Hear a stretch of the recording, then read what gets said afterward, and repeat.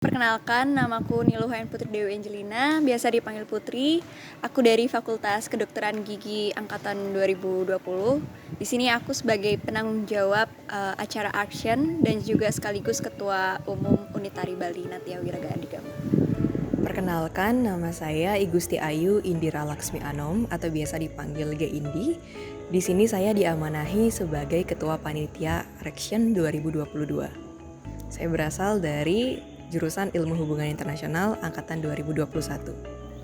Perkenalkan, nama saya Gusti Ayu Ngurah Kurniawati, nama lengkapnya, tapi nama panggilannya dipanggilnya Mbok Ayu. Halo, perkenalkan nama saya Putu Merina Rahayu. Di sini saya sebagai asisten pelatih dalam ASEAN 2022.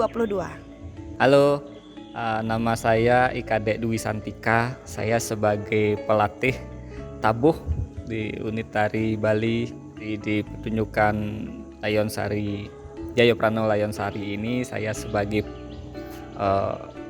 penata musik. Oke, perkenalkan aku Madava, aku dari Fakultas Biologi Prodi Biologi S1 angkatan 2021. Bagaimana proses persiapan Action dari perspektif UTB sendiri?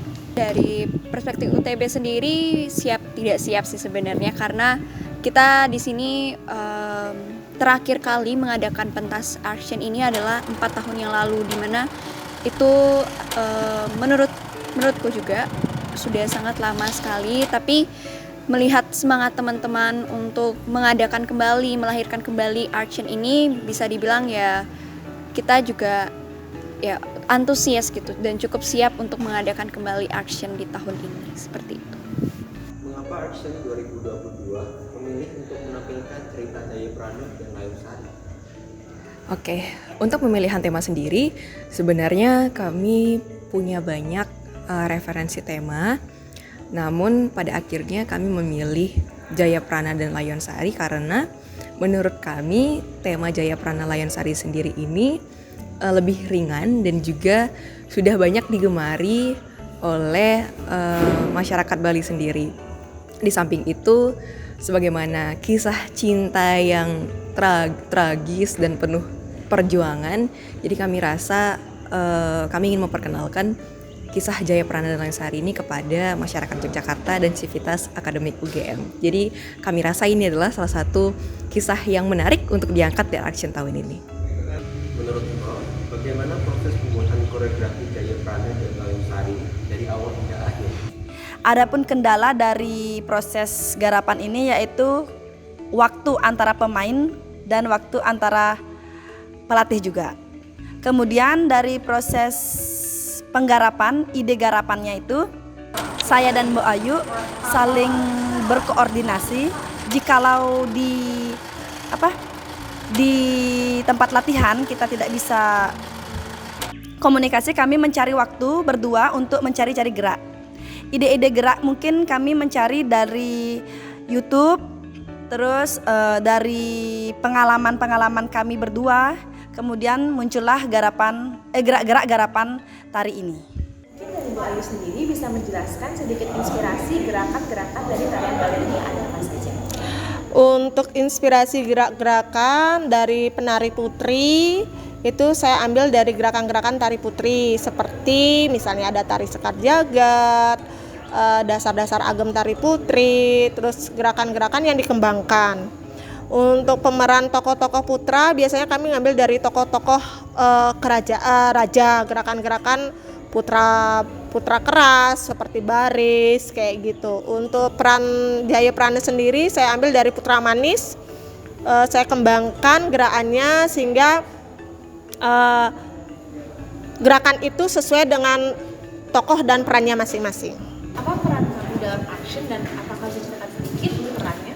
Oke, baik. Aku di sini dalam Action berperan sebagai raja, di mana raja ini dia punya istilahnya anak angkat namanya Jayaprana. Terus dia tuh istilahnya kayak terbutakan oleh cinta karena melihat pasangan dari Jayaprana ini atau Layonsari, sehingga dia akhirnya menjadi istilah traitor ke si Jayaprananya. Apakah ada karakter atau skill tertentu yang diperhatikan saat penetapan peran masing-masing penari? Nah itu tentu saya sebagai pendampingnya Mbak Ayu, kami saling berkoordinasi, konsultasi berdua untuk menentukan peran masing-masing karakter di garapan ini. Seperti misalnya Jaya Prana. Jaya Prana itu biasanya divisualisasikan orang gagah, ganteng, nah tinggi, nah seperti itu. Dan dia memiliki kemampuan tari yang lumayan. Kemudian untuk raja juga seperti itu. Bagaimana dia postur tubuhnya, abahnya kalau dalam bahasa Bali. Nah itu sesuai dengan karakternya sebagai raja. Dan Layon Sari pun begitu juga. Apakah Beli ada inspirasi untuk rangkaian musik action 2022? Musik ini adalah sebagai iringan. Tentu inspirasi pun datang dari entah itu naskah, entah itu gerak tarian, entah itu fenomena ketika latihan dan lain sebagainya. Mengingat cerita Jaya Prana dan Layon Sari yang penuh romantis tentang tragedi, bagaimana atmosfer itu direalisasikan melalui gerakan-gerakan koreografi ini? Kalau kita ditari, lebih gampang untuk memunculkan rasa itu. Karena kalau di musik kan susah. Kalau ditari kita bisa, kayak misalnya gerakan percintaan, itu kita munculkan gerakan mengaras-arasan, seperti orang berciuman. Nah itu muncul dari idenya itu dari olek tamu lilingan bisa, dari cendrawasih bisa, kan itu ada gerak-gerakan yang saling berkaitan antara cewek dan cowok. Kemudian tragedi, untuk tragedi itu bisa dari lighting kita bisa pakai. Untuk tragedi sedih itu bisa kita munculkan karena tari itu lebih gampang untuk diperlihatkan daripada di musik. Bagaimana proses latihan untuk action dan experience kamu selama ini? Oke, untuk latihan dari action ini sebenarnya untuk persiapannya kita cukup lama ya. Kita mulai dari sekitar akhir Agustus, di mana kita juga menjadwalkan latihan ini at least 2 kali seminggu. Selama action ini juga kita banyak berlatih dari mulai dasar tari Bali, terus breakdown dari skripnya, terus juga mengenai gimana nanti eksekusi dalam panggung dan sebagaimananya. Dalam action ini juga experience aku banyak belajar juga dari teman-teman talent lainnya.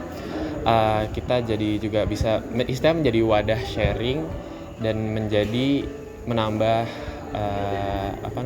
pengalaman lah ya, dan juga kita bersenang-senang di sini. Kenapa action itu penting untuk diadakan oleh UTB? Mungkin kalau untuk pertanyaannya ini, kenapa action itu bagi UTB itu penting ya, karena sebagai salah satu unit kegiatan mahasiswa yang berlatar belakang seni tari, kita ingin memperkenalkan juga bagaimana kesenian tari Bali terkhususnya itu di hadapan masyarakat dan juga teman-teman aktivitas akademik dan juga kalangan masyarakat di Universitas Gadjah Mada. Dan salah satu media pengenalannya ini adalah mengadakan suatu pementasan tari tersebut. Selama menjadi ketua panitia, apakah ada momen-momen yang menjadi sangat memorable? Wah, momen yang sangat memorable, jika harus dipilih salah satunya, yang mana semuanya sangat memorable, itu adalah ketika saya menemukan kesulitan-kesulitan ketika diamanahi sebagai ketua panitia, di mana terasa sekali kekeluargaan antar panitia, khususnya senior-senior saya yang langsung siap membantu gitu. Di sana saya merasa bahwa kita itu benar-benar dirangkul gitu, bahwa kegiatan ini tuh adalah kegiatan kami bersama, kegiatan kita semua, dimana benar-benar ini adalah dimana momen kalau saya sendiri sih merasanya kayak wah ternyata ini ya rasanya dicintai gitu, ini rasanya diperhatikan sama teman-teman semua gitu ketika membuat satu karya. Itu sih yang paling memorable, kayak bondingnya gitu sampai akhirnya karya ini jadi. Itu sih menurut saya paling memorable. Apakah ada beberapa harapan untuk acara acara-acara action selanjutnya, Kak? Jadi mungkin harapannya ke depan acara action itu tetap ada dan bisa lebih baik lagi dari yang sebelum-sebelumnya, dan tentu harapannya teman-teman semua nantinya bisa memiliki spirit dan juga semangat yang sama untuk mengadakan action ke depannya, dan tentunya juga persiapannya juga bisa lebih baik lagi. Mungkin sekian harapan dari aku. Aku berharap sih untuk action ini semoga dari proses preparation sampai ke finalnya di mana kita akan tampil nanti itu lancar ya. Juga semoga acaranya meriah, megah dan ya istilahnya yang baik-baik lah. Makasih banyak untuk kakak-kakak yang sudah membantu, untuk teman-teman semua. Ini adalah karya kita bersama.